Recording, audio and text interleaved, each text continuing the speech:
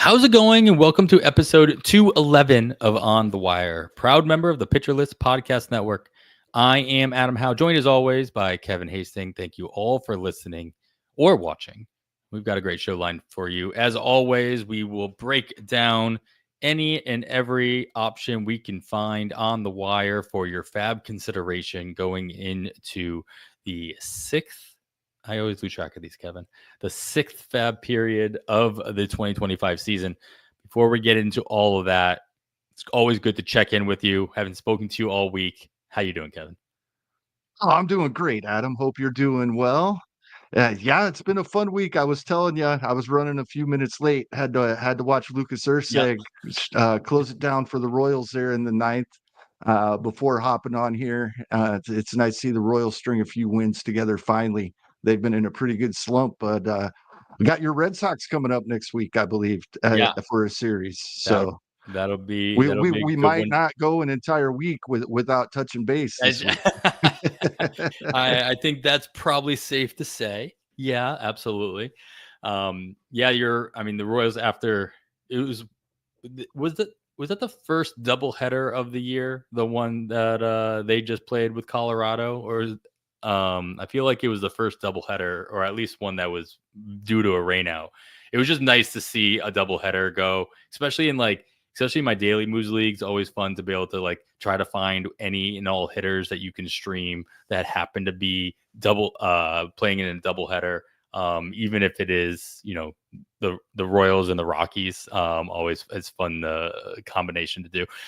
What came out of that doubleheader, not very fun. With Cole Reagans only going 3 innings and then leaving because of a groin injury. We don't even have that on the news because I don't think either one of us wants to think about it. But it really also doesn't really impact too much. We don't know that much. We don't know how much time he's going to miss. Actually, you might. You might know more than me, but that was unpleasant. Not to mention that he obviously also gave up a few runs and only went 3 innings, so it doesn't help your ERA in any sense. Yeah, his command wasn't there for the outing, and so I think that led to it. I think this was very precautionary. They said some groin tightness, I think is what they said. I fully expect him to make both starts in his two-step this coming week. Doesn't affect FAAB, he's rostered Yeah, everywhere, exactly. but I think if you do roster him, I think you can be safe. It was just a bad day. Yeah, just a bad day. All right, well, let's get right into the news then, because there's a lot of it. And a couple of these things came about during the weekend between our record. We record these now on Friday evenings, so just about all or most of the Friday games have finished up by the time we're done recording. But obviously, some things can happen on Saturday and Sunday. One of those things that we missed last week was the uh, uh, Terso Ornelas coming up for the Padres, being called up from AAA and making his debut over the weekend. He did make his debut before Sunday, so he was eligible. I was happy to have him in a couple waterfall bids and get him onto the rosters at not too high of a price. And maybe it's because he kind of went under the radar a little bit, made his debut as a pinch hitter, and did not start in that first game, but obviously has had a couple of starts throughout the course of the week. Where he is available still, how interested are you, considering that the Padres are beat up right now, and so there's an obvious reason why Ornelas has come up. Can he do enough to actually hold on to a job that makes him worth bidding a decent amount of money for? Well, I'm still not so sure about the playing time. So this is going to be something to monitor over the weekend. For those of you listening Sunday morning, we'll know a little more. We'll know if he's in the lineup Sunday. We'll know what has happened Saturday. 3 of the 4 games since his recall, he's been in that starting lineup, but only 7 plate appearances. So he's being pinch hit for. But the walk rates are great throughout his minor league career and what little bit we have seen at the major league level. He's only got 7 plate appearances, but the walk rate's great. The strikeout rate projections have him in the low 20s, just slightly higher than what we've seen through most of his time in the minor league. So if the playing time is there in this lineup, yeah, I'm definitely interested. I want to see a little more. Playing 3 out of the 4 of the first games, I'm not too worried about that. It was his second game that he had the night off. Mhm. I'm actually more worried about only 7 plate appearances when he's made 3 starts. This is what I really want to watch. If they're getting him out of the getting him out of the game as soon as he has to face a lefty, I'm probably not going to be very interested. Many of our large side platoon guys at least stay in the game for a lefty, Right. maybe not in the ninth, maybe not late in the game, but they don't get pulled so quickly that we're only getting 7 plate appearances in 3 starts. Yeah. Yeah. I mean, as I mentioned earlier, the San Diego is a little beat up at the moment with all these guys in the lineup hitting or still on the IL or just recently hitting the IL. Jason Hayward injury, basically the catalyst for Ornelas being called up to begin with. But between Luis Arias also joining them on the IL, Jackson Merrill still on the IL, Jake Cronenworth being on the IL for about 2 weeks now. There's still plenty of opportunity for him to show what he can do and kind of force the hand of the Padres. But if the Padres aren't going to give him that opportunity to actually do it, then it's a pretty clear sign that it may not be long for the lineup once these guys are healthy and back in their regular positions.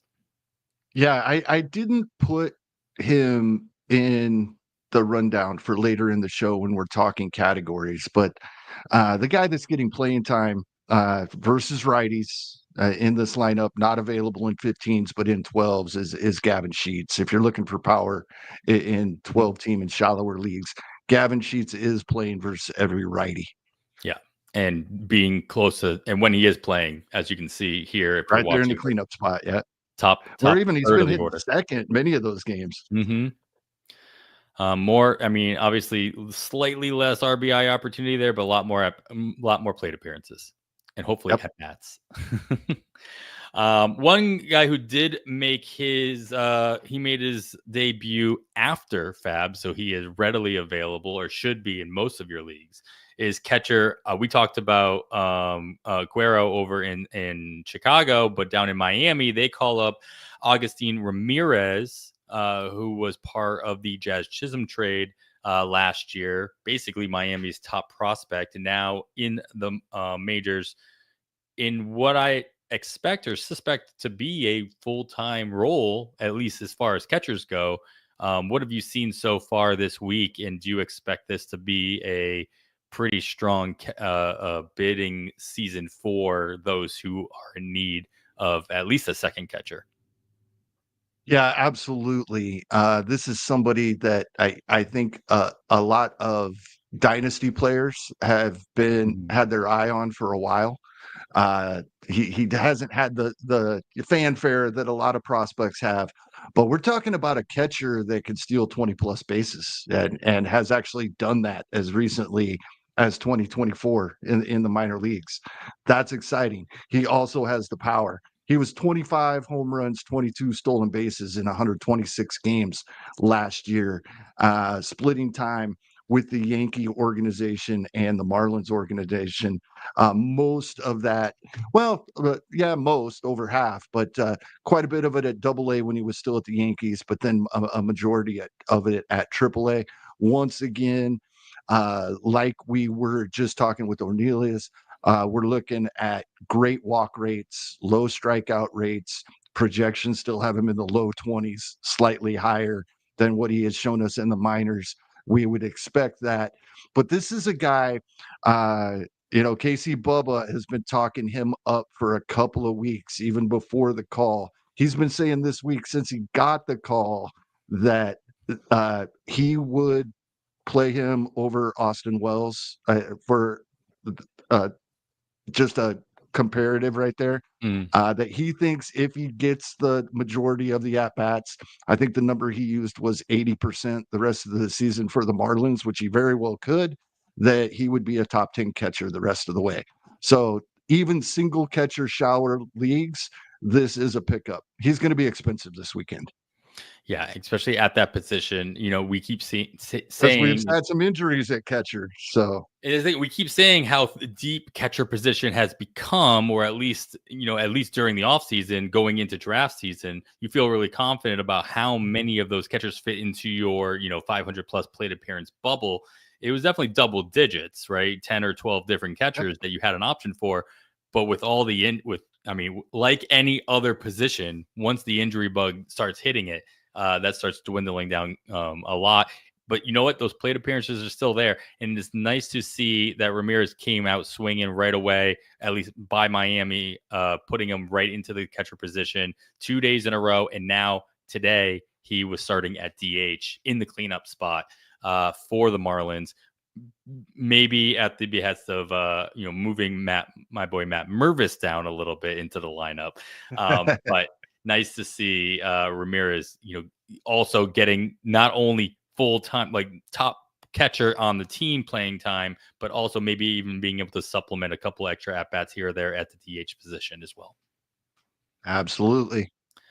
All right. Well, we'll move on to another call up here. The one that a lot of people have been itching for all season in this very young season. We're not even out of April yet. And that is Nick Kurtz being called up by the A's. Going to be playing, moving from one AAA stadium to another, but playing at the major league level in West Sacramento. He gets called up. A whole bunch of moves were made. So this wasn't like a 1-for-1, but we should also mention, the other call up that the A's made earlier this season has been sent down. Max Muncy of the A's has been optioned as well. It was part of the same day's worth of moves, but the A's made a lot of moves on that day. But Nick Kurtz, eligible in most places at first base. Probably also going to be, having plenty of time at the DH position as well for the A's. This is, somebody he had a great spring. He's been tearing up the AAA to start this season. He's been knocking on the door. Lo and behold, we get to that extra year of controlled time period. They wait a couple extra days and they call him up. You expect this to be his only call up ever? Or do you think Kurtz could? He's still pretty young. Can he stumble out of the gate and then get sent back down and then kind of go back and forth? What are your expectations for Kurtz here? No, I believe this will be that he's here to stay. I believe that. We have seen Spencer Torkelson, perfect example. Great college bat, came out. We saw him pretty quickly, started off slow, and then had that amazing second half in 2023. We thought he was off and running, and then we had 2024 Spencer Torkelson. Yeah. It does, fortunately, look like he's back. And so that's always a possibility. But like most people, I think Nick Kurtz is here to stay. The power is for real. And he is, we saw some pretty crazy bidding in NFBC formats, at least last week. And we're going to have it again this week because Nick Kurtz is definitely going to cost triple digits. And in most leagues, at least 15 teamers, I don't think a triple digit that starts with a 1 will get him for you. Oh man. Yeah. I was definitely in on the Simpson bidding last week in most of my leagues, but I only got him in like maybe only one spot where I actually had put bids in. I was in the 120s everywhere and didn't get him at all. Not even close. Yeah. Yep. I only got him in Glarf, and that was with like a 180 bid. And that was and only reason I even went that high was because all of the Earth leagues, shout out to David Mann, he really pushed this. Our bids are at midnight Eastern. The deadline is midnight Eastern instead of 10 o'clock Eastern. Yeah. And so you get a preview. You get a preview of what the bids are going to be in the main events in TGFBI and all these other leagues across. And a lot of our opponents in these Earth leagues we play with in other leagues, so we even can look at exactly what they were bidding on a player if they want them, of course. Yeah. Yeah. Yeah. So I wasn't coming close to winning them in any of the bids that closed early, but I'm like, all right. So I threw a couple extra, threw out a couple extra bucks that and I still didn't expect to win it. But I think everybody in that league was just, they're really smart. So it's like, all right, Yes. we'll see what we're gonna do here. And I'm happy to get them because it makes up for my winning bid of Zach Veen, which we'll get to in a second. The like 2 weeks prior to that, and I won him in that same league, and that's not turning out to be a very positive one. So I need all those stolen bases that I thought I was going to get out of Veen to come out of Simpson. But The Kurtz is going to be the same thing. one drawback to this move is those of us hoping that Brent Rooker will get outfield eligibility. That's going to be on hold for a while. Soderstrom has moved to left field Mhm. all 3 games since Nick Kurtz has been there playing first base, and Brent Rooker in that DH spot where we thought we would see him most of the time, but many of us were hoping would Yes. just get to 10, maybe early mid-May, get to 10 games in the outfield. I don't see that happening probably till around the All-Star break, if at all now. Yeah. Yeah. Rooker only ended up with the three? Yeah, 3 games in the outfield so far this season. So still need 7 more at least for this season. We'll see. We'll see how long that takes. All right, we moving on to the aforementioned Zach Veen being optioned by the Rockies down to AAA. At the same time, the Rockies are without Ezekiel Tovar, who got placed on the 10-day IL with a hip injury of his own. So this, outfield and infield now looking a little bit different as they lose 2 of their younger, ultimately prospects. Maybe star is too strong of a word, at least even in Tovar's case. What are you looking at as far as both the infield and the outfield in Colorado? How it's looking now and how you expect it to look in the near future? I think a couple of things. One, at least versus righties, and on Friday versus a lefty, Adele Amador is playing second base every day, or typically versus righties. He's even there versus a lefty Mhm. on Friday. So that's encouraging. We may see more plate appearances from him. Aaron Schunk, I had to look him up. I didn't know who Aaron Schunk was, to be completely honest, but You go. he's Yep. played 5 straight games at shortstop for Colorado, and we're probably going to see that for a little bit. So a little bit of interest there. In the outfield, I think one of the guys that we were excited about when he got the call last season had kind of mixed results and then didn't stick around. The Rockies were being the Rockies.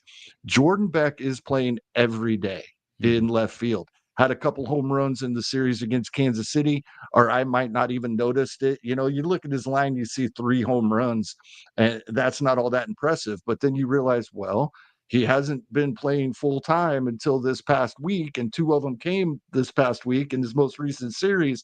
So Jordan Beck probably deserves some attention here as well. Hunter Goodman, for those of us that are hoping he still has catcher eligibility next year, Mhm. is looking good because I thought we were going to see him more in a corner outfield spot, but he's been catcher slash DH, and I think he's already at 7 or 8 games at catcher this season. So we're looking for that 20 for him to be catcher eligible next season. And Colorado faced a lot of lefties this week, so we didn't see him as much as we might going forward. But there were times last season when Nick Martini was very valuable to fantasy teams. And when he has played for Colorado, he's been either in the middle of the order or near the top. So when they start facing more righties, I think we're going to see Nick Martini more often as well. Colorado as a team, absolutely horrible. I've been seeing posts. Can they be worse than the White Sox were in 2024? And I think they Possible. still only have you know 6 wins or something like that. Ridiculous, right? On the season. But we know when it heats up in Colorado, we're going to be very interested in these guys when they're playing at home in Coors. And some of the guys that we've forgotten about, like Jordan Beck, because he didn't really get a full run and didn't always perform last season. Post type sleeper, right? That he's not going to cost us nearly as much this season as he cost us last year when everybody was excited about him. Yeah, and after giving the day off to Brenton Doyle, who just came back from the bereavement leave himself, today, Friday against the lefty, it was nice to see Jordan Beck earn that top leadoff spot in Friday's game as well. Hunter Goodman, by the way, with 11 starts at catcher throughout the course of the season, and he's the backup catcher. Like, there's nobody else on the roster right now besides he'll Jacob get his Stallings. 20 as long as they keep operating this way. Absolutely. Oh, easy. So definitely already earned it for this year. Already had it going into this year, but nice to see if he has it for going into next year, and if he can just hold on to this everyday playing time, he'll earn a nice bump in his draft spot going into 2026 drafts. All right. Moving on, we've got a couple other pieces of the news outside of players being... Actually, no, the next thing we're going to talk about is somebody being optioned, but we're going to get to that right after this break. All right, as promised, we got a couple of other options to go. I kind of put these two together because maybe just because they both have a very similar first name. But I think that their roles for their teams are pretty much kind of similar in a way as well. Jake McCarthy was optioned to AAA by the Diamondbacks, while Pittsburgh Pirates sent down Jack Sawinski down to AAA Indianapolis. Neither one of these guys have been really there's a reason why they were optioned, right?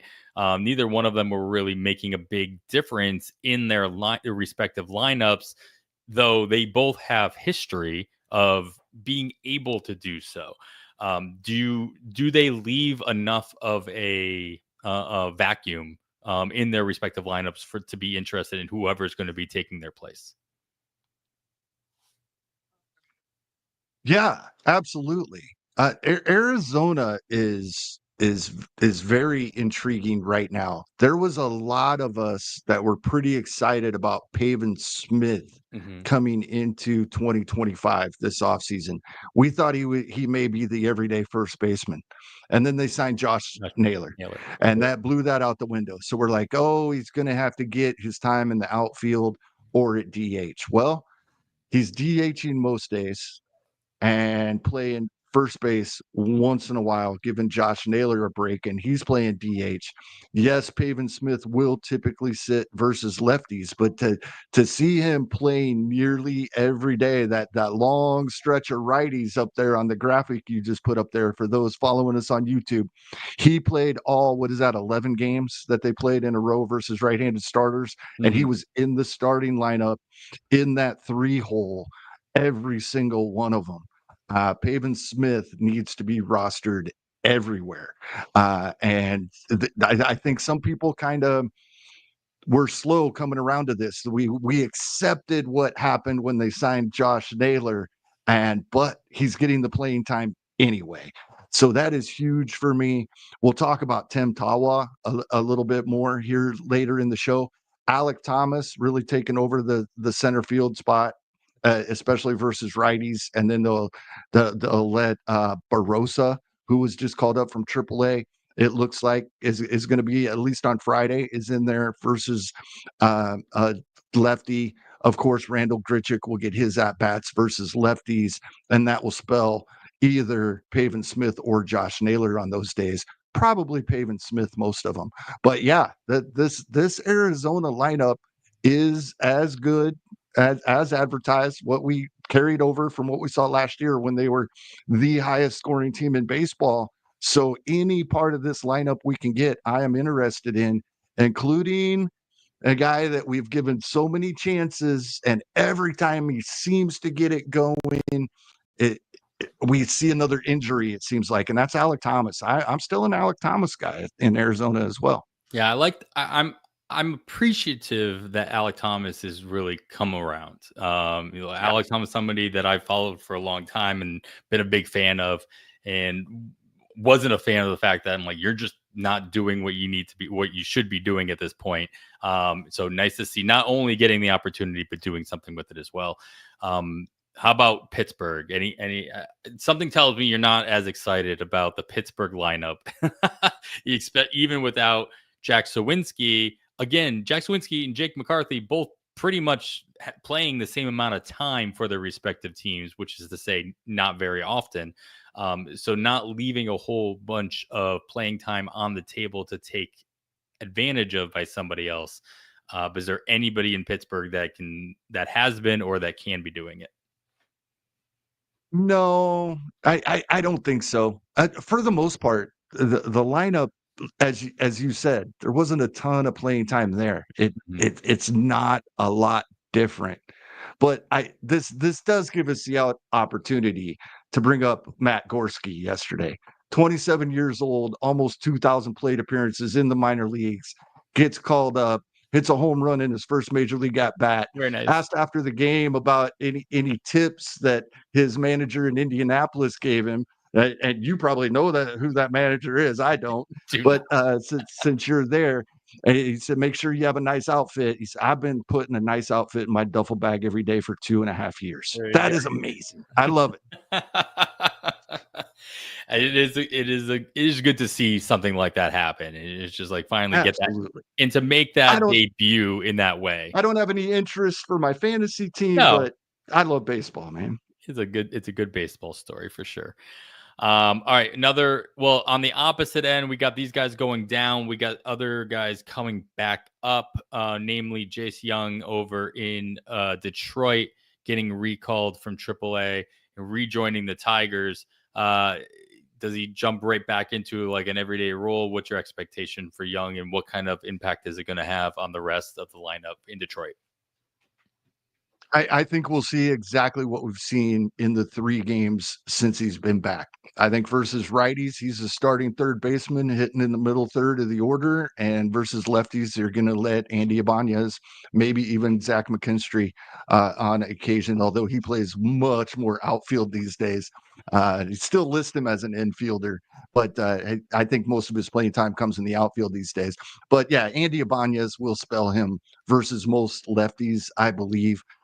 I'm just not interested in Jace Young, and this could be something I'm gonna miss out on, but I'm just not. I mean, it projected for, mid-20 strikeout rates, which isn't horrible, especially when you walk double digits, but there's just not a whole lot of counting stats there for a guy projected to hit around 220.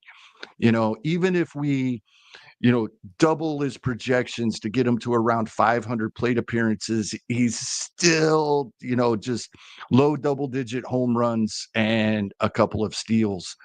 And so in this lineup, I don't think that's going to cut it for me. It'd be different if he was a guy that was going to hit 270, but if you're going to hit 220, I need home runs or stolen bases.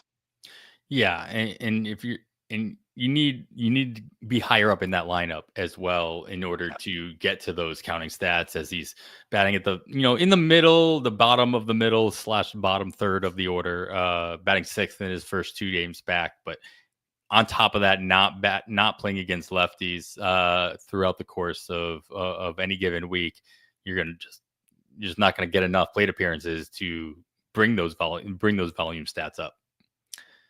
Right. So I feel you on the lack of interest. You're like, maybe I should be, but I can't understand why I would be. All right. Well, I don't know. This doesn't really have that much impact in FAAB. You're still holding on to the guy, but Spencer Strider did go back on the 15-day IL with a hamstring injury while playing catch. It had supposedly nothing to do with his first outing coming back from the longer injury, the arm-related injury. What are you doing with Spencer Strider, or does just his absence for a little bit have any more impact in more options in Atlanta that you might be interested in? I was hoping that I might be more interested in AJ Smith-Shawver this week. It appears he'll get the 2-step, and I think many of us are at this point where we don't automatically shy away from Colorado because Colorado's lineup is bad enough that sure they're going to score runs on occasion playing in that ballpark. But we're not just automatically shying away from Colorado. But when I look at the second start of that two-step being the Dodgers, I'm like, nah, that's probably not worth the risk there. So I was hoping that I'd be interested there, but at least for this upcoming week, yeah, it's just Sure. a shame. At least it's not an arm thing, hamstring. Hopefully we see Strider back sooner rather than later. For those of us that did stash him in a spot or two and we're excited and only got one start out of him. Yeah, Nick and Kyle Bland, obviously over at Pitcher List, they reran their offensive stat PLV stats in Colorado, both on the road and at home, turned out to be very streamable. So not being afraid of Colorado, at least until the weather really starts warming up. Exactly. So things can, they can spin on a dime once that air gets real thin and real hot. So they did just get snowed out recently, so hasn't quite hit that mark yet.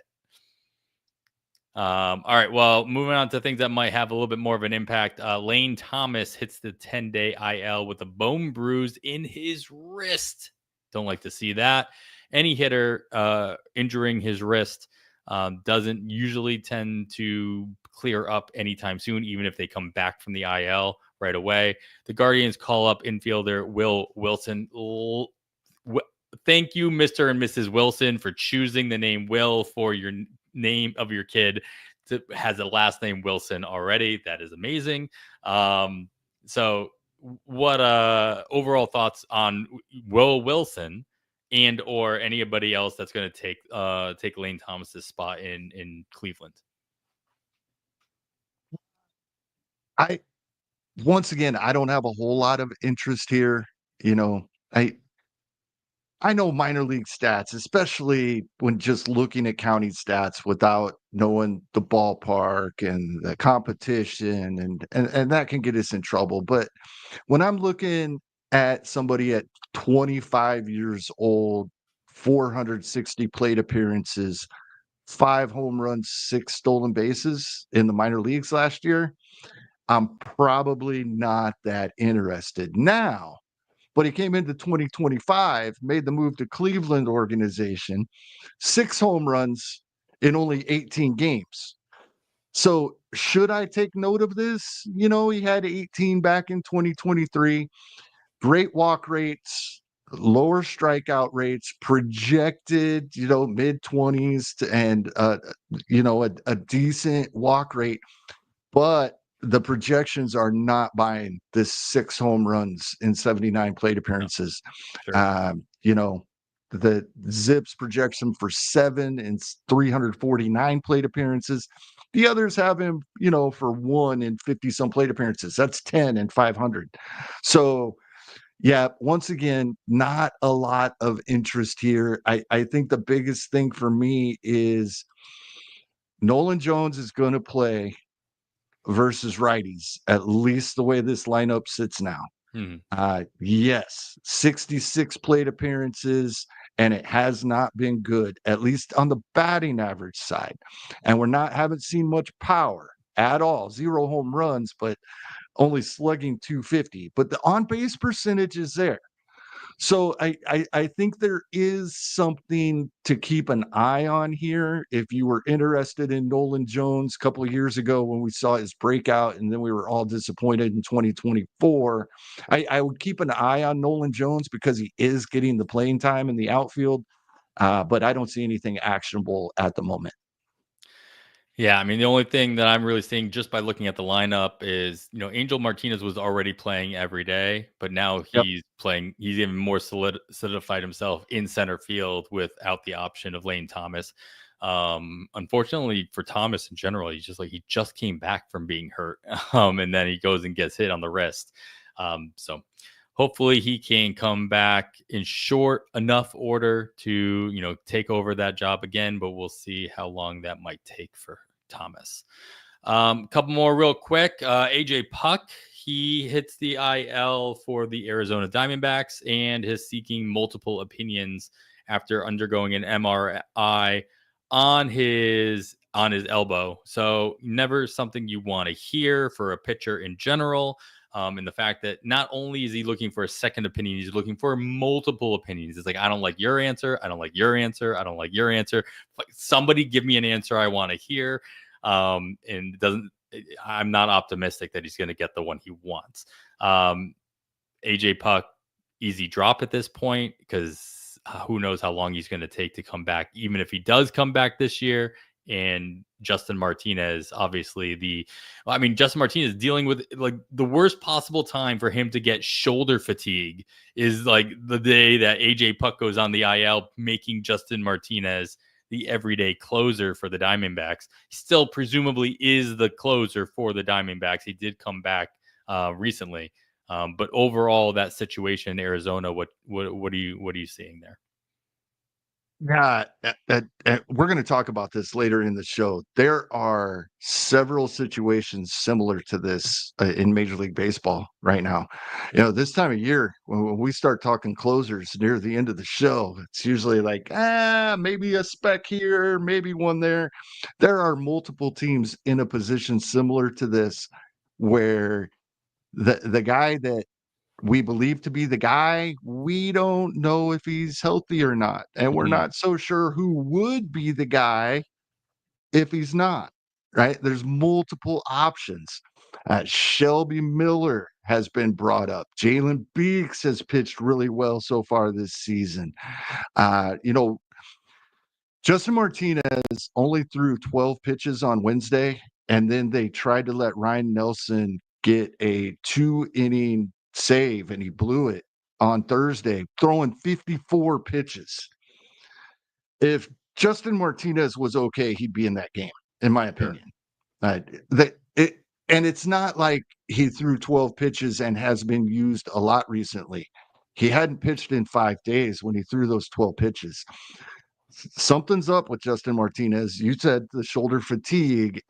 I think this is going to turn into something, and we need to figure out who we think is going to be the closer for the Diamondbacks going forward. We've seen Dre Jameson get an opportunity recently, but I'm in the camp that it's Shelby Miller or Jalen Beeks, one of the two. I would spec on either one of them going forward. Yeah, Rick Graham's got Jalen Beeks next in line behind Justin Martinez. But to your point, yeah, Dre Jameson, Shelby Miller, even Ryan Thompson right there. At least when you're playing in holds leagues, they're getting all the holds there as well. So, and those who know also are waiting for Kevin Ginkel to rear his head back into the situation as well. And he's on rehab assignment already, I believe, or we're about to start it, right? Yeah. Yeah, he's knocking at the door. Throws another name in there, and he got a lot of the opportunities when we saw Paul Sewald struggle or hit the IL over the past couple of seasons. So 100%. But so far this season, Jalen Beeks in 15 innings pitched has 15 strikeouts, a 0.60 ERA, and a 0.73 WHIP. So he might get more opportunities than the others. It's the very rare occurrence where you are happy that the ERA and WHIP are that close. Yes, exactly. When they're both under 1, that's a good thing. Yeah, exactly. The only thing I keep holding my hat on as far as Justin Martinez goes is that it's only going to be, for me, it's only injury that keeps him out of that position, especially since I believe so. Yeah, he just got paid. And obviously arbitration is not a thing. So something to keep in mind there. So if he's not at the end of games with AJ Puck not in the picture, there's definitely a health issue, even if they're not coming out right and saying so. All right. Kumar Rocker, he hits the IL for the Texas Rangers with a right shoulder impingement. The Rangers have had a couple of different, I wouldn't say interesting, it's not the right word, but they've had their spring training there was definitely a battle for that 5th and or 6th spot in the rotation. And now with Rocker opening that up, it does seem like they need as much help as they can get. I mean, they brought in Patrick Corbin, and he's still around, and so this obviously solidifies Corbin sticking around for quite quite a while longer. What expectations do you have with the Rangers rotation moving forward with Rocker not being part of it? Well, they're going to get Jack Leiter back on Sunday. So they still have a 5-man rotation if you do include Patrick Corbin, who sets up for a 2-step this week, both Perfect. at home. Seattle, who is mid-pack with a 692 OPS versus lefties. You knew I was going to look to see who Patrick Corbin was facing this Well, week. of course. And the Athletics, who versus lefties, 4th in baseball with a 788 OPS. Yep. Unfortunately, even I'm not using Patrick Corbin this week. Even yeah, it's also. But I think the rotation's set if Leiter does indeed return on Sunday. I would also just like to say I love being in a world in which we are afraid to stream against the A's. It's a good, as somebody who lived in Oakland for a long time. I'm happy to see that. Willie Castro going over to Minnesota. Willie Castro hits the IL with a oblique strain. Just staying in Minnesota has nothing to do with Willie Castro, but they also lose a member of their rotation as they send David Festa down to AAA after another start where he just couldn't get out of the 5th inning or couldn't get past the 4th inning at this point. Willie Castro to the IL. It just seems like it's par for the course for the Twins, losing another infielder, having an injury issue with their lineup. What kind of opening does we were just talking about Willie Castro is going to play more often due to the other injuries in this lineup, and now he opens up the door for who?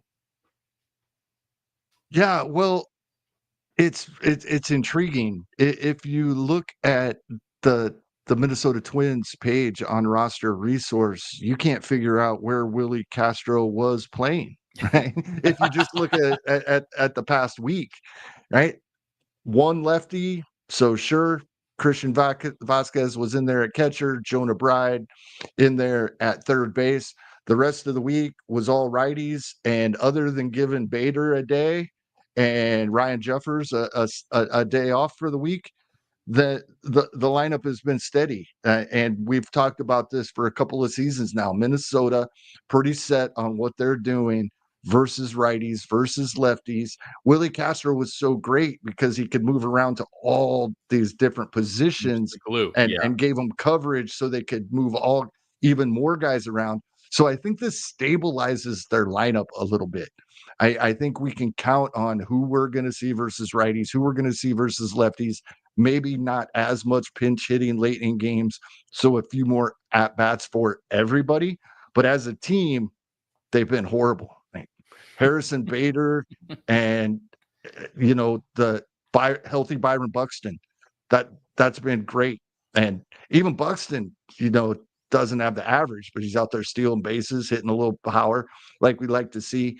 But yeah, the lineup just has not been good. For as late as he was drafted or picked up off the waiver wire, Ty France has been okay.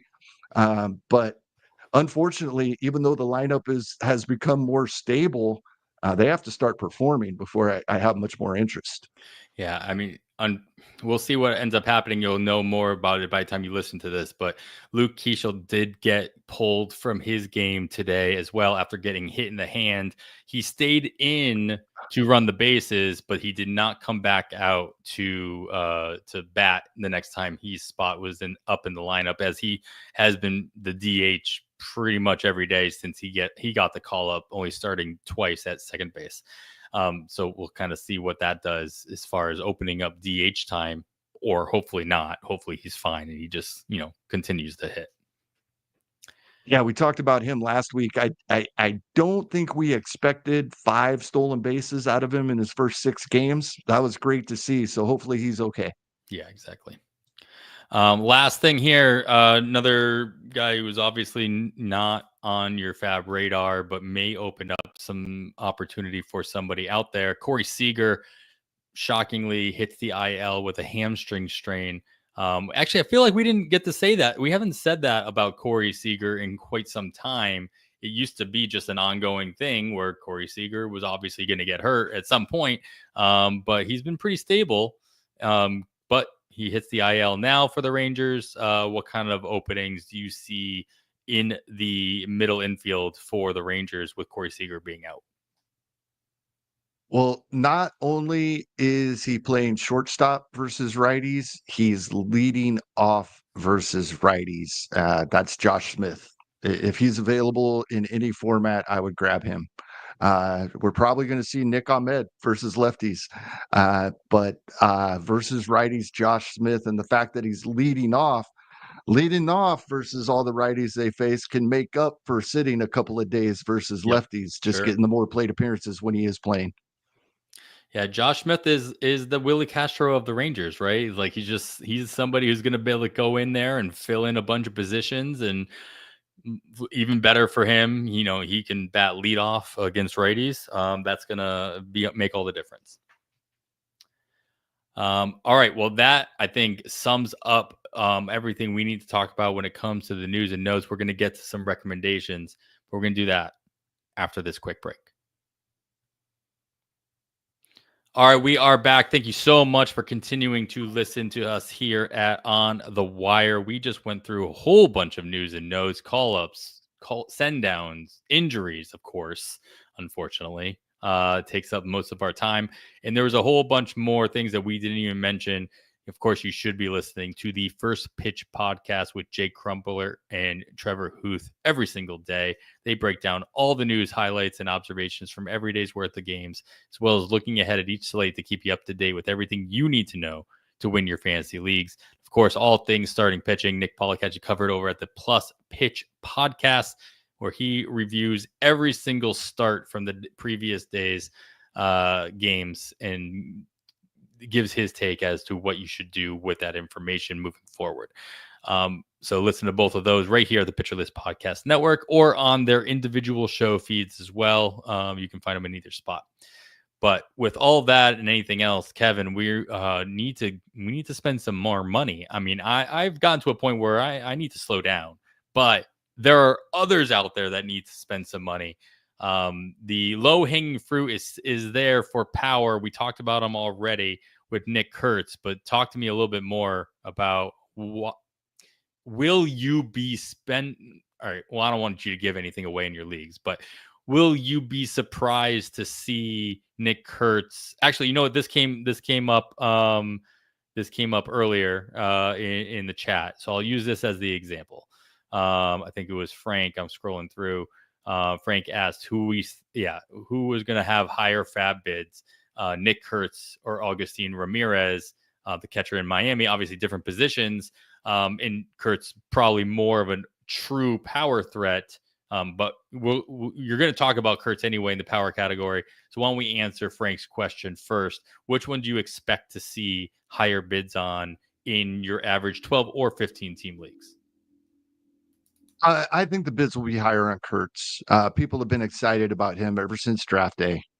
And the I don't mind telling people I'm going to be in the same spot I was with Simpson last week. Yeah, I'm going to get out of my comfort zone, but it's not going to be enough, right? I'll go triple digits, but they're still going to start with a one. So I doubt I end up with him anywhere. I am going to be a little more aggressive, I think, on Tim Tawa in Arizona. Yes, he's hitting at the bottom of the order, but this is a guy that hit 31 home runs last year in 142 games between AAA and AA. Nice walk rates, low strikeout rates, as we said. Now projections have him drifting back up into the mid 20s. If you're getting a hit for power, I don't mind a 24-25% strikeout rate. rate or so that he's projected for. And already 4 home runs in 45 plate appearances at the major league level after having 3 in just 26 plate appearances. So he's often running with 7 home runs in 70 plate appearances, basically, with double-digit walk rates and a 20% strikeout rate at the major league level. Yeah, he's at the bottom of the order, but it's a lineup that does turn over. And so I'm going to be pretty aggressive with my bids on Tawa for Arizona for power this week. He's available almost everywhere. I obviously the question will revolve around how long does he keep that position. But the thing is that Ketel Marte is not close. Like he's not coming Exactly. back tomorrow. It's not a expectation that I would have Tawa for the rest of the season, as opposed to Kurtz, who obviously, as we just talked about, we would expect him to be, the starting first baseman or playing every day throughout the 2025 season for the A's. But at the same time, you worry about the now, worry about the later. And those of us excited about Jordan Lawler, if Tawa's hitting, we're not going to see Jordan Sorry, Lawler Jordan. for a while. But I'll take advantage of what we can get out of Tim Tawa in the meantime. At the moment, sure, of course. All right. Well, all the big bids last week went to Chandler Simpson in the speed category and just in general. But there's got to be other options out there still, Kevin. So if we're looking for some speed, stolen bases, and of course runs scored, that was actually the nice bonus for Simpson, is that he is leading off a good chunk of the time against right-handed pitching. So obviously more opportunities to get on base, more opportunities to steal, but of course can actually add to that other category as well, making him a 3 category guy instead of just a 2 category guy with batting average and stolen bases. Throw in some runs in there as well. Who else is out there that you have your eye on if you didn't win Simpson last week?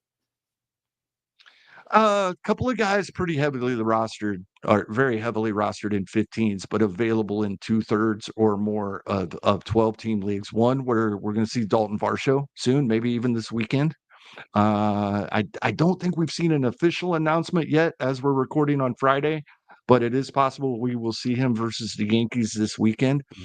And then Noelve Marte, who we talked a little bit about last week, and he was added in most 15-team leagues.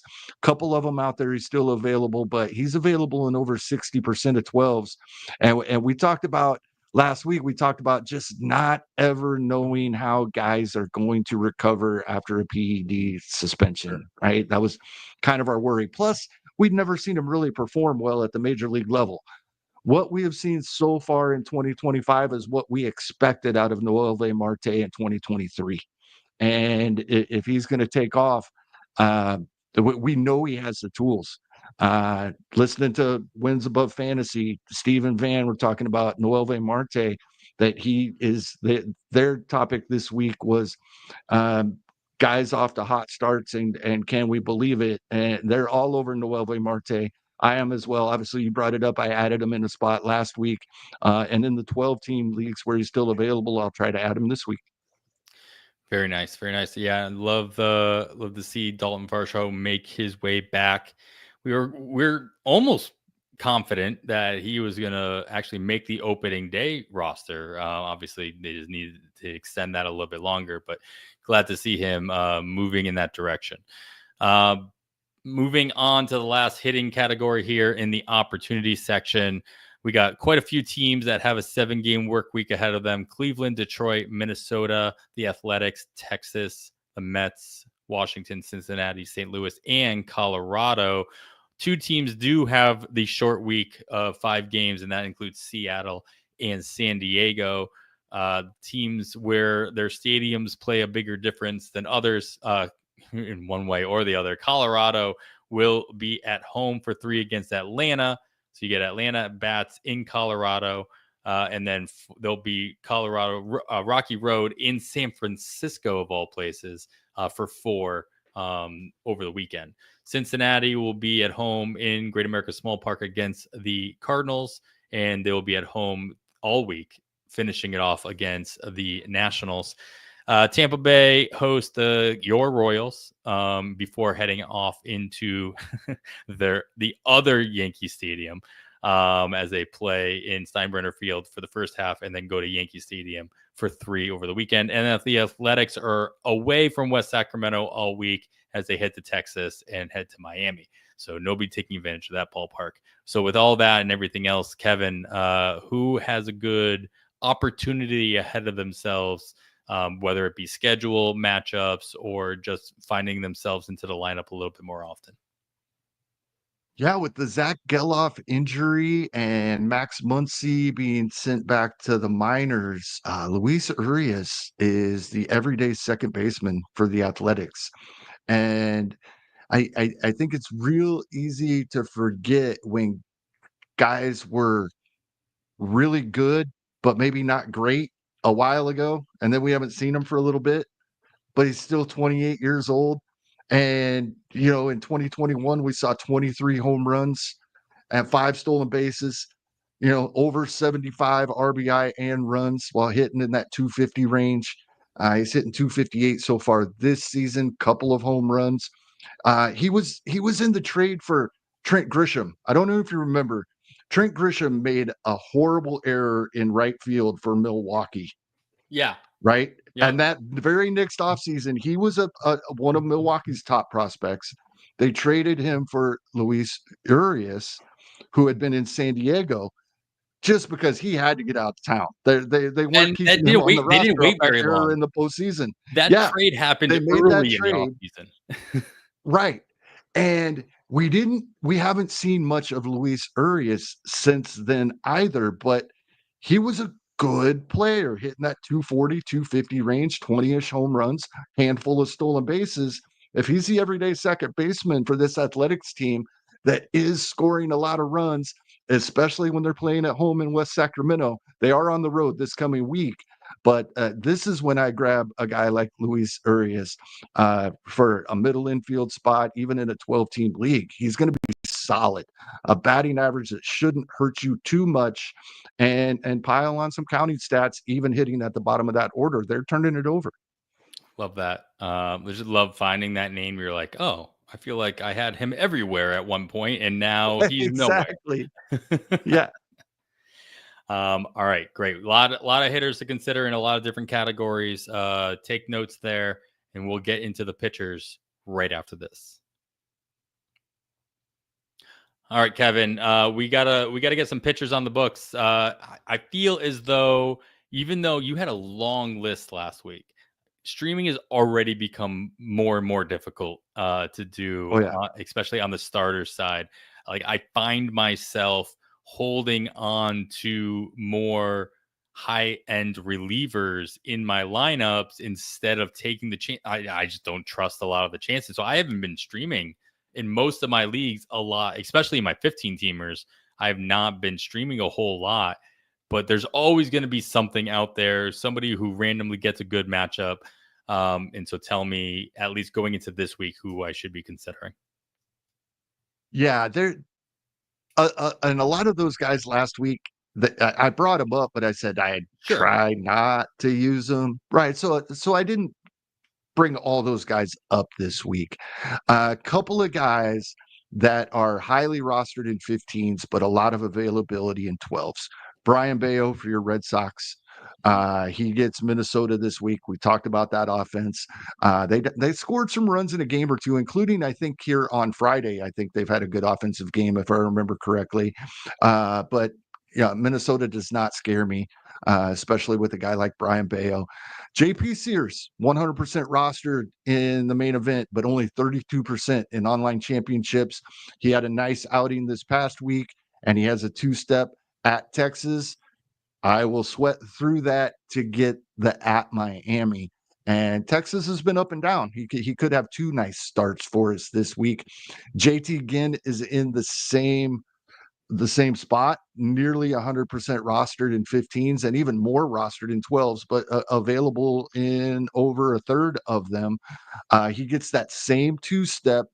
Didn't have a great outing earlier this week, but to get that start at Miami. I'd be willing to sweat through the start at Texas for a guy that we had seen pitch better in his couple of previous outings to the one this week. Lance McCullers Jr. gets a very nice landing spot for his projected return next weekend at the White Sox. Unfortunately, he won't be available to us in FAAB in FBC formats because I don't think we've seen him. We won't see him prior to Sunday. But that'll be a nice landing spot in all other formats where he will be available on the waiver wire. That he might have been drafted in some spots. He is 32% rostered in 15. So check. He might have been drafted in your league and dropped in NFBC. So definitely worth checking. Tyler Anderson as a lefty at Seattle. So the right-handed batters that would typically do damage versus a lefty have to deal with that glare. So and he wasn't the greatest start this week, but I think a quality start, kind of I think pretty much what we're hoping for when we send Tyler Anderson out there. But yeah, a lefty pitching at Seattle, I'm interested. There are a couple of others that I did not put down on the sheet. Still attacking the White Sox. I know I made the comment the Rockies might make a run at that loss record from last season, but Chad Patrick from Milwaukee gets a start at the White Sox this week. I haven't had a chance to see how he's doing here on Friday. Chad Patrick was getting to start Friday evening. I'll try to grab that real quick. But I like him this week. And then there's Justin Verlander. If there's a time this season that we're going to want to use him, it's going to be Rocky. You mentioned it, Rocky Road in San Francisco, of all places. So Justin Verlander, he's available out there, especially in 12s. This might be the best opportunity to use him all season. Verlander under the hood is actually looked pretty good. It's the actual lines that matter to us in fantasy that have not been it's the whole process over results type of mentality for Verlander. Chad Patrick went 4 1/3 earlier today with just 2 strikeouts. Looks like about 2 earned runs and quite a more than 4 or 5 base runners. So not a great outing for him. It's the whole 2 first name thing. St. Louis has been really good. So I that's good enough versus what St. Louis has been doing for me to use him at Chicago. Also great. And you led this off by saying, and you kind of closed it out with talking about Tyler Anderson.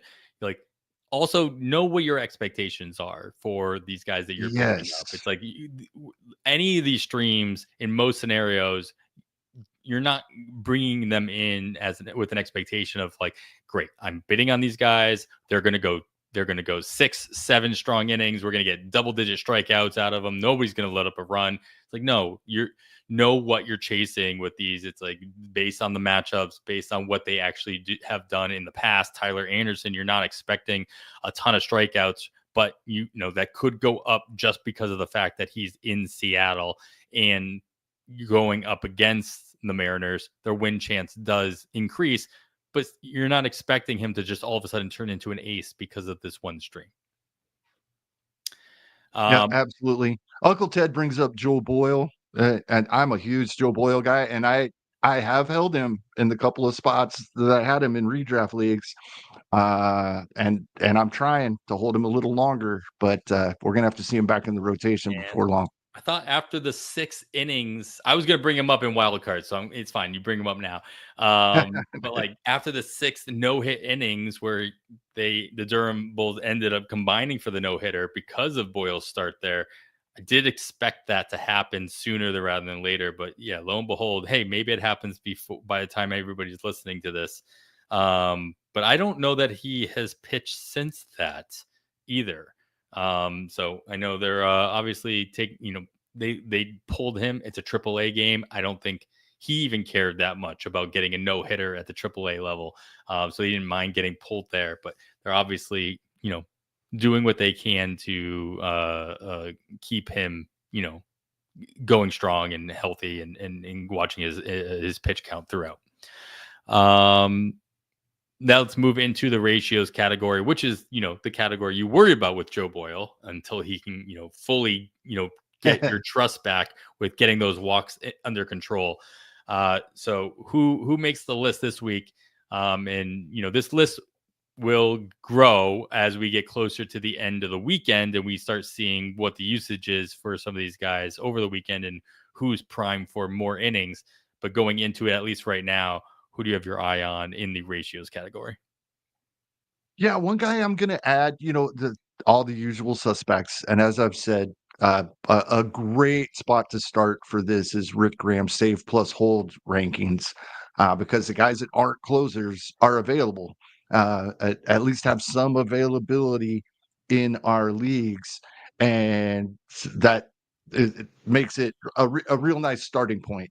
If he has him ranked highly as a reliever in saves plus holds leagues, but they're not getting the saves and they're available for us. And I'm going to go look at that usage that you just brought up and be very interested in those guys. But one name I want to mention specifically, going back to Milwaukee, is Craig Yoho, and he he had a not so great outing, or a couple of them. I mean, they haven't been horrible. He's only given up 1 run, but he's only got 2 starts.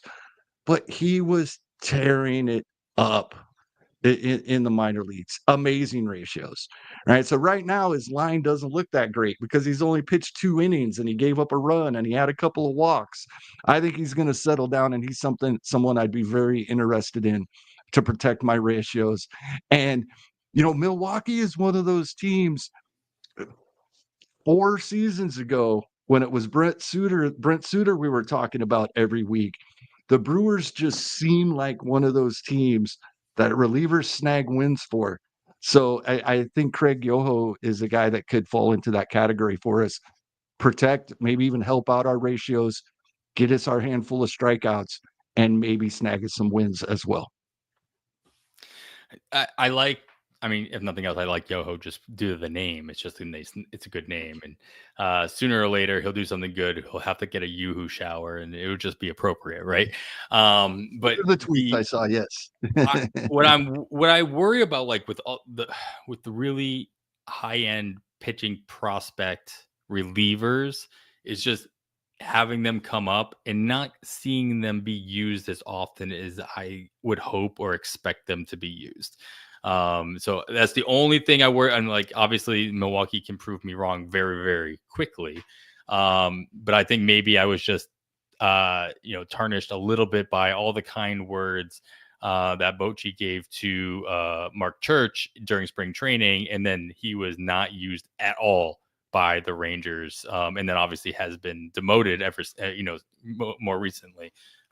So I do worry about that with any reliever that's coming up that's not going to get, the timeshare to actually make an impact.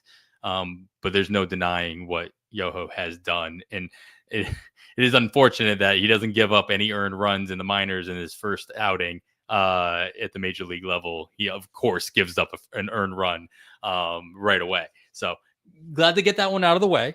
And just not have to worry about it in the future because it's going to happen. So that's the way I'll spin it. It's like you just got it out of the way. That's all. Yeah, another one of those guys we don't mind that the ERA and WHIP are so close together. In over 57 innings last season in the minors, a 0.94 ERA, 48 appearances, and a 0.86 WHIP. And then, like you said, hadn't given up a run in 8 appearances at AAA so far this season. He has given up that 1 run in his 2 appearances at the major league level, but I expect him to settle down and show us what we saw at AAA last season and to start this season. Yeah, I mean, you can't blame him for making his debut and then, having a little bit of nerves and just, gotta get it off your back, get it out of the way, and then just keep rolling. All right. Well, we need other relievers, Kevin, that are going to actually give us saves. We talked a lot about the Arizona situation as well. A lot of options. We didn't really talk about it, but Edwin Diaz was pulled from one of his games recently with a hip thing, and he has not been back since. I was hoping that he would make his appearance into today's game against the Nationals. He did not, even though they probably could have used him, as the Mets did come back and take the lead, and then just to lose it again in the ninth. But what other situation? I mean, you don't even have anybody here on your list from the Mets, but if there is an issue in New York with Edwin Diaz, AJ Minter is the name, but he's also the only high leverage lefty that they have Lefty. in that bullpen. Right. There So are other Reed Garrett, lefties. There's one other lefty, but nobody at the same level as Minter. So not anybody that they're going to use later in games. They did use Ryan Stanek at the end of the game, as well, as he was the one with he got the blown save and the loss ultimately, even though Minter was the one that was in the game last. It was his runners, Stanek's runners, that ended up scoring.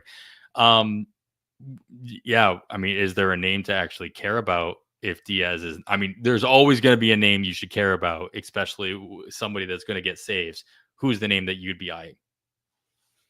I think with these situations, Arizona is similar. Unless I have a really good reason that I think I know who the guy is going to be, I want the guy that's the least expensive, right? So Sure. you put them all in your waterfall and you take the one that you get, right? I'm not going to spend a lot of money on any of these guys because they all of these guys probably get a save or two the rest of the year, but we're trying to find the guy that's going to get us 20, right? So yeah, Ryan Stanek, AJ Minter, Reed Garrett, all of those guys I'm putting in for the same amount, and hopefully I end up with one of them. That's fair.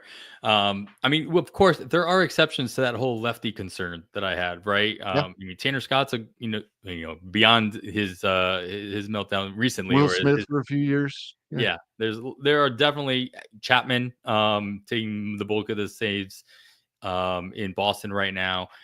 So it definitely can happen. It's a little bit more of a stable relationship with the closer role when there's another lefty right behind you that you can use as an option earlier on in the seventh or eighth inning because of those matchups. So AJ Minter is probably still the name that I trust the most based on his track record for the Mets situation, but we don't know what's happening with Edwin Diaz yet anyway. So we'll see. Hopefully we get a little bit more clearer news by the time bidding comes around on Sunday. What other situations do you have your eye on, Kevin, in the saves category? Yeah, and they're similar. In San Francisco, it looks like Camilo Doval is performing, but then he had another hiccup, Yeah. right? It really looked like it was absolutely definite he was taking back the closer role for San Francisco. Had a little hiccup on Thursday, so we'll see where this goes. But he's definitely worth the spec. Once again, Casey Bubba, San Francisco Giants fan, has said all offseason that the Giants want Doval to get that spot back. So he's going to be given the opportunity if he is performing. We'll see how they react to the hiccup on Thursday. Luke Weaver, uh, Yankees having similar issues as the Mets. Maybe we're seeing some hiccups there from Devin Williams in New York. Are we going to see Luke Weaver get the spot back that he had last season? In the offseason, I said I couldn't see the Yankees going into the season with Luke Weaver as their closer. They did go out and spend money to get a closer, but they have Luke Weaver who performed for them last season, so they're in a good spot. He's 97% rostered in 15s in the main event, but 76% in 12s. But he's worth grabbing right now. Porter Hodge, Ryan Presley has been getting the saves, getting the results, but they have been what I like to call heart attack saves, almost every one of them. Runners on base, full counts with everybody that comes to the plate.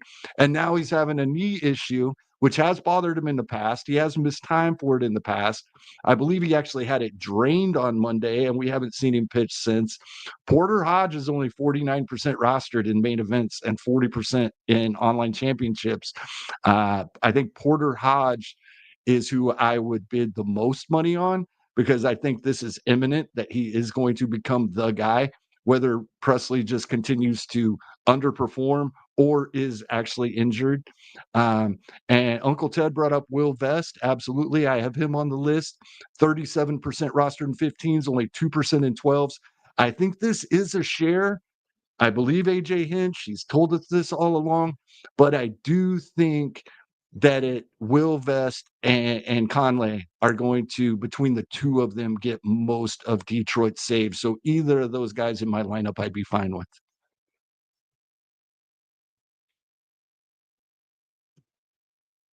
I think you're And on a mute. lot of the guys that you expect to be part of that mix in Detroit are either injured, Bo Brisky, or Right. still in the minors, Jason Foley. And so Will Vest kind of making a name for himself, or at least putting himself at the top of the heap there as well. Probably worth mentioning only because this was a fear I had coming out of Cleveland, like going into Cleveland, and Emmanuel Clase having a little bit of a, not a hiccup per se, but some hiccups, and whether or not that was due to fatigue and just being driven into the ground for 3 seasons in a row by the Guardians, pitching as many innings as he has. Cade Smith still, I mean, obviously somebody that's going to be useful in non-save categories as well. Seems like a pretty good stash at the moment as the main guy that would take over that role if something were to actually That's come. another situation where I'd go with the less expensive guy. Mm-hmm. Right, Dave McDonald has been saying for a couple of weeks that he thinks it would be Hunter Gaddis, and Hunter Gaddis has just as good a resume as Cade Smith right now over what they've both done over the past season plus in that bullpen. So yeah, I think Cade Smith is going to be a popular ad this week. Grab Hunter Gaddis for single digits if you can. Yeah, I mean, remember, it's not, especially in these situations too. We've actually heard this about Ryan Walker last year, where it seemed pretty obvious that he should be the guy that would take over at the closer position mid-season at one point. But they said that, you know what, we like what Walker's doing. We like where he's at in the lineup, or in the the hierarchy. In that 7th, 8th inning role, he does more damage there. We don't need to move him into the 9th inning. That could be the same case for Cade Smith. He's been doing so well in that 8th inning, in that setup role for so long. Why ruin a good thing? Why not just give somebody else who also has some obvious high leverage inclinations in Hunter Gaddis to just kind of leapfrog them and keep these guys where they do their best stuff. So don't be surprised if that's the case in these situations. All right, Kevin, my favorite one. We already talked about Joe Boyle, whose name I was just going to kind of spit out there. Who else would be a wild card ad as we close? We get pretty close to closing out the month of April. Yeah, I have a couple of guys that I'm hoping to get more news on rather quickly. And in leagues where I have a spot, they'll be at the bottom of my waterfalls, but I wouldn't be upset if this is who I end up with, even if I don't know when we're going to see them yet. Uh, Giancarlo Stanton was taking batting practice on the field this week. That's all I've heard. I haven't heard a timeline. I don't know what that means. Sure. But if he's taking batting practice on the field and he's a designated hitter, maybe it's not going to be too long before we see him.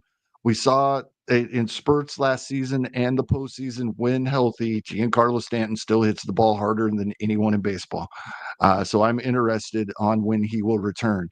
And one that's even more up in the air is March 21st, I believe, is when Thairo Estrada went down with his injured wrist.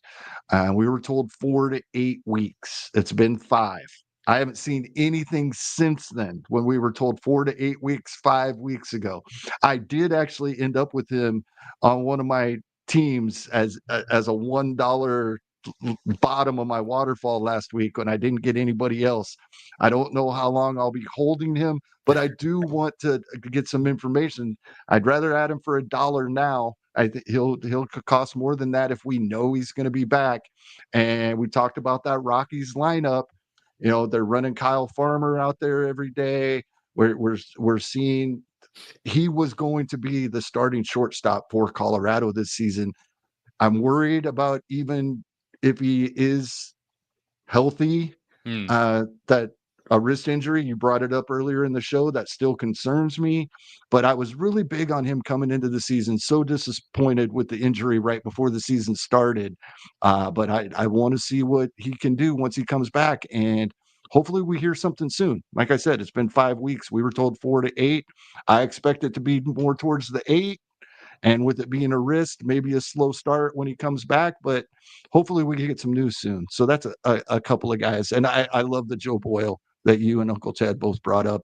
I've been stashing him since he got his appearance a couple of weeks ago. I have not dropped him. Well, I'll give Eddie out here in the chat a little shout out as he let us know that Tyro Estrada actually was put on the 60-day IL by the Rockies earlier today. So we did get at least just today. Yeah. Probably while you were talking. Yeah. So that means it'll be at least the end of May. So yeah, too early for that. The extra shout out I will give Eddie out here is a name that I love because I was just looking at him the other day, and we talked about him last week as being somebody who struggled last year, obviously with injury, but didn't start off super strong with his first start in the minors this year. But that is Cade Horton is kind of turned it around in his next 3 starts. Going 4 innings, 5 innings, 4 2/3 in the next 3 starts after his 3 1/3. Not too great of a spot. Has only allowed 1 home run so far in all of those games.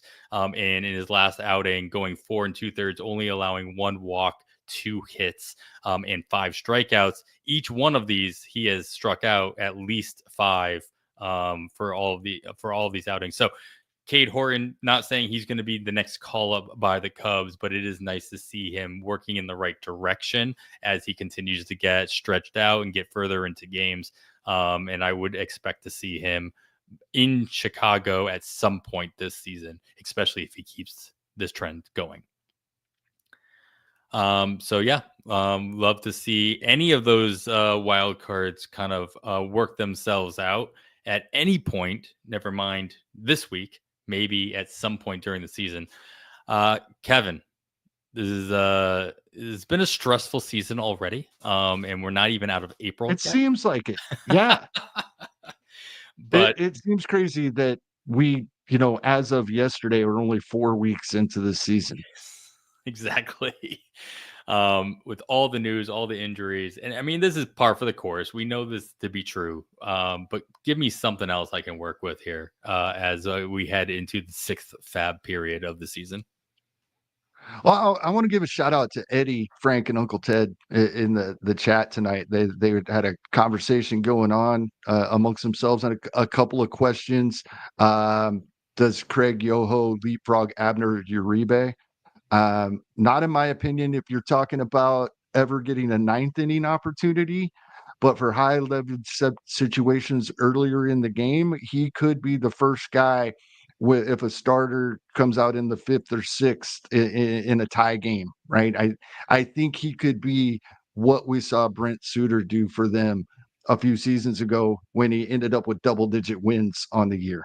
That's what I'm looking at with the great ratios there and hoping for. There was a couple of other questions here that I did want to address. Do you think Chandler Simpson is the starter? This is from Eddie in center field for Tampa once the Rays are at full strength with DeLuca, Josh Lowe, Christopher Morel, Cameron Meisner, Jake Magnum. I don't think we're ever going to see that. So I think he is the starting center fielder. That's a lot of guys all banged up, a lot of guys that have a history of being banged up, and some of them with not so great histories of performance. So, yeah, I think we're going to see Chandler Simpson out there more days than not. Somebody said, why do I continue to roster Ryan McMahon? This time of year, when even the home field advantage at Coors is just the massive outfield, later in the season, you will want to roster Ryan McMahon when Colorado is playing at home, at least. And so, yeah, great questions out there. Yep, Frank brought up Agustin Ramirez, as we did, about how high Casey Bubba is on him, and he does catchers for other publications out there, so he really dives into the catching position in the off season. So a lot of great comments and questions in the chat room tonight. I think, yeah, you said it perfectly, Adam. It really seems like this season has been more stressful than seasons past. For it still be, we have a almost a full week of April left, Yep. right? And there's so much going on. I think we kind of forget it is like this almost every season. Yeah. Right? Last year, we thought there was more injuries than ever till Jeff Zimmerman and some others started looking at stats and saying, "No, it's like this every year." Right? So just keep plugging away. Don't forget. I made one mistake last week, and I was really upset with myself because I had all of my FAAB done Saturday night. And I absolutely reviewed it after the games on Sunday. But don't get complacent and think you shouldn't check on every single guy you have in your FAAB list. That's my advice going forward. Because I was looking for guys that I thought might have got injured, this and that. I did not look at the news on Brandon Young being sent back down. Right. And I probably still would have bid on him, but I would not have spent the money I spent on Brandon Young last week in the leagues where I got him. One of them a triple digit bid with a zero backup bid, right? Because people just took him off their list when he got sent back down. And now he's already back up making another start. I hope he sticks in the rotation. I made the comment. I think he could be the best pitcher in that rotation the way it sits right now. Yeah, I should have drastically dropped my bid there. And I did go through and review things, an hour or so before FAAB run, but didn't think I needed to look up anything on him because he'd pitched 2 or 3 days earlier. I knew he was healthy. So, yeah, and that rotation double check everything at the last minute. Yeah. The Orioles rotation isn't exactly one that is lending itself to less opportunity for anybody who's actually going to perform. So it was a little bit of a surprise to see him get sent back down, but good to see him working his way back already. A couple other questions here. I love that we have questions in the chat room tonight. Uncle Ted's asking if Jack Caglione is coming up in May. I still don't think we see him that early. I'm loosening on that because yesterday, Thursday, was the first time in his professional career he played in the outfield. He was playing right field for Northwest Arkansas. That is exciting as a Royals fan because that's how he would get into the lineup. Is that their outfield for 2 seasons now hasn't hit a lick. So the spot where they need offensive production is the outfield. If he can play right field, we might see him much sooner than I expected. So in May, that might still be pushing it. But if he can take that, if he can play defense in right field, we might see him sooner rather than later. And then rest of season, Eddie was asking Cam Smith or Chandler Simpson. He started off slow, but the more well-rounded player is Cam Smith, in my opinion. If it's only stolen bases you're after, stick with Simpson. If you want who could be a 5 category guy, Cam Smith is heating up, and I think this is a sell high, buy low opportunity if you're offered Cam Smith or Chandler Simpson, as Eddie is here in the chat. Yeah, Cam Smith got him in a couple places, and he was sitting on my bench for a while, but back into my in my lineup this week, going into his nice little warming up streak. Hopefully soon to be a true. Of course, I sat him as soon as he had the 2 home run game, and you miss out on that, but back in it now, so we'll hopefully be able to take in as much as possible after the fact. Excellent. Yes, I will echo all of Kevin's statements about all you guys out in the chat. Join us every single week. We are pretty consistent. I would say we're pretty consistent out here every Friday evening.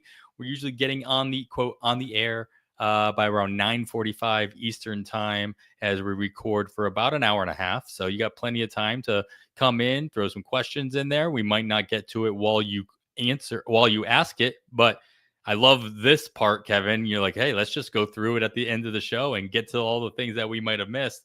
If it makes sense in the conversation, yeah, we can tackle those questions in the middle of the show. But love the fact that we can just go through those at the end. So thank you guys all so much. And if you do come in here and ask a question, you don't get it answered, just listen to the show on Sunday morning. And we got you. Hit us up on Discord if we didn't get to Oh something. yes, Either us or someone else. Several people will put jump in there their for sure. opinions out there. It's great. The Discord's amazing. Never mind watching baseball on playback.tv So /pitcher cool. list. That's super cool. I I mean, didn't get to do that much this week, unfortunately, but hopefully this next week I get to do that more. I poked in my head quite a few times. I'm more of a fly on the wall in those situations, especially if there's not somebody actually talking, which has been plenty, which is still great because there's still plenty of people talking in the chat. There's just not somebody on stage Yes. to like comment vocally. But you know what? It's just as good because you can just continue to bounce off of other people that are watching the same games as you. It's so fun. All right. Well, with all that and everything else, guys, thank you guys so much for listening. This is going to be it for episode 211 of On the Wire. I am Adam Howe on behalf of Kevin Hastings. Thanks for listening. We bid you goodbye.